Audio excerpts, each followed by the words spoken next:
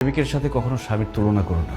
একজন প্রেমিকের কোনো দায়িত্ব নেই, সে অনেক কিছুই করতে পারে, কিন্তু একজন স্বামীর মাথায় তার স্ত্রী, তার সংসার, তার বাবা মা সবকিছুর দায়িত্ব থাকে। আর একজন স্বামী নির্দিষ্ট একজন মানুষকে খুশি করার জন্য চাইলেও অনেক কিছু করতে পারে না। একজন প্রেমিক তার প্রেমিকাকে যতটুকু ভালোবাসে, একজন স্বামী তার স্ত্রীকে অনেক গুণ বেশি ভালোবাসে, কিন্তু সেই স্বামীটা তার স্ত্রীকে তার ভালোবাসা প্রকাশ করতে পারে না, এমনকি বাবা মাকেও তার ভালোবাসা প্রকাশ করতে পারে না। আর সবার জন্য করে যাওয়া এই লোকটাকেই সবাই দোষ দেয়।